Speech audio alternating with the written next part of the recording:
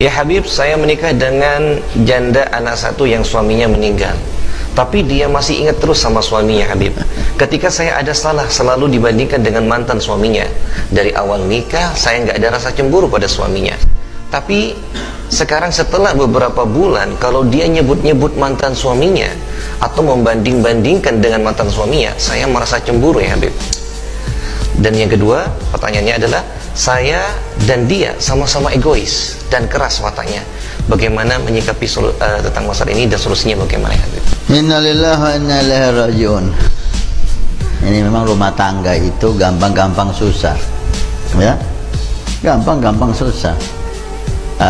Dua-duanya harus dewasa, harus memahami, harus ada satu saatnya suami harus ngalah ketika istri itu melampau cemburu atau lain-lain. Karena perempuan itu banyak hal.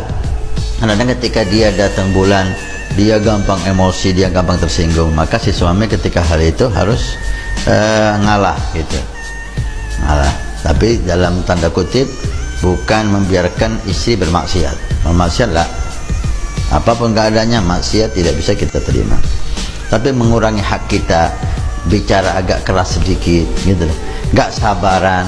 Mungkin ketika itu dia lagi datang bulan, atau waktu itu dia lagi capek banget ngurusi anak dan seterusnya. Ada kalanya istri harus ngalah karena suami itu capek di luar, dia banyak masalah, maka ngomongnya keras. Maka suami melihat, artinya harus pandai-pandai melihat kondisi pasangan kita. Dan Allah telah menasihati kita, wala tansawul fadla bainakum. Ini resep untuk keharmonisan rumah tangga. Wala tansawul fadla bainakum. Jangan kamu melupakan kebaikan pasanganmu. Jangan satu kesalahan menghapus ratusan kebaikan yang sudah dia berikan. Baik itu istri kepada suami atau suami kepada istri. Ingat-ingat terus kebaikan istri kita, sehingga kesalahan istri menjadi mudah untuk kita maafkan. Ingat-ingat terus kebaikan suami, sehingga kesalahan suami mudah untuk dimaafkan oleh istri. Alangkah indahnya Al-Quran. Kenapa sih banyak perempuan masuk di neraka Allah? Kata Nabi SAW, marartu Laila usriya bihi ala nar. Ketika malam Mi'raj aku diizinkan untuk masuk neraka oleh Allah. Fawajadtu aktsaru ahliha an-nisa. Aku dapati penghuni neraka itu banyak dari perempuan. Sahabat bertanya, apakah mereka enggak sholat, apakah mereka enggak? Apa penyebab mereka masuk neraka ya Rasulullah? Kebanyakan yakfurnal ashir. Yakfurnal ashir. Mereka banyak tidak mensyukuri nikmat suaminya. Artinya Nabi memperjelas lagi, yuhsinu ahadukum ilaiha. Kamu banyak berbuat baik kepada istrimu, kemudian ada kesalahan satu, maka si istri mengatakan, ma'fa'alta khairan qat. Kamu tidak pernah berbuat baik sama sekali. Dilupakan semua kebaikan suami itu karena satu atau dua kesalahan dia. Inilah melupakan kebaikan menjadi penyebab utama tidak harmonisnya rumah tangga. Itu Al-Quran selalu menasihati kita, wa la tansawul fadla bainakum. Jangan kau lupakan keistimewaan kebaikan pasangan kamu. Baik. Istri Anda yang suaminya meninggal, maka Anda tidak pantaslah untuk cemburu sama siapa? Di kuburan udah dia. Ya udah ditanam, udah dalam kubur, gak bisa bangun lagi. Tapi Anda perlu nasihati istri Anda, membanding-bandingkan suami dengan lelaki lain, walaupun itu mantan suaminya, itu sama sekali tidak hal yang terpuji. Itu sama sekali tidak baik. Itu menyakiti seorang laki. Kenapa Nabi SAW menghimbau kita untuk menghimbau kepada sahabat Nabi sallallahu alaihi wasallam untuk menikah gadis.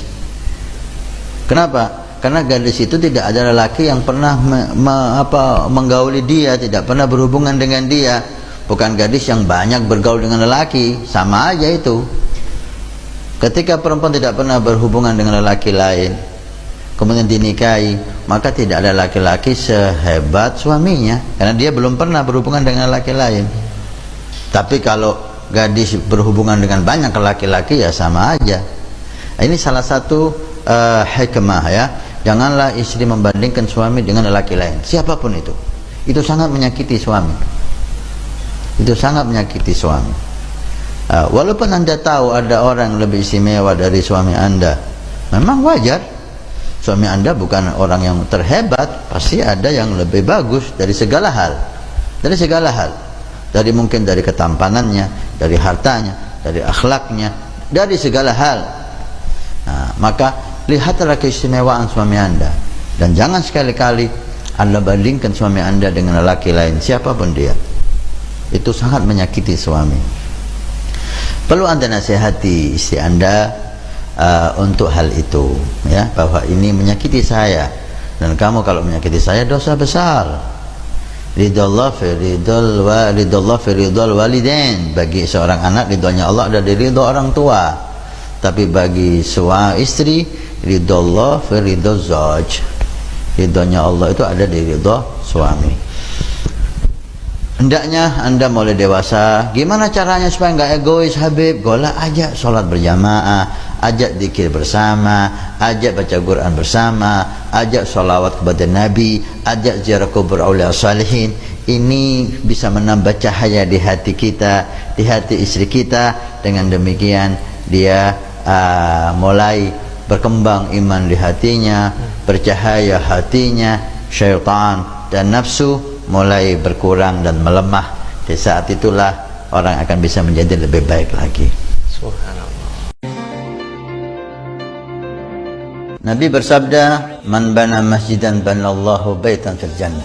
Siapa yang ikut membangun masjid, maka Allah akan membangunkan rumah di surga. Pondok Pesantren Nurul Iman akan membangun masjid 2 lantai plus aula.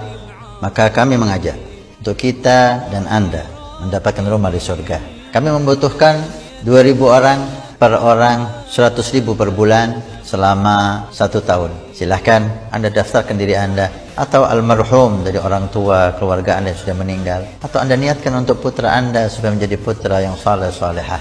InsyaAllah dengan masjid di Pondok Pesantren Nurul Iman yang InsyaAllah makmur dengan sholat, qiyamul lail, zikir, majelis taklim, belajar agama Allah. Setiap kalimat, setiap bismillah, setiap ilmu Anda dapat pahala. Setiap rakaat Anda dapat pahala.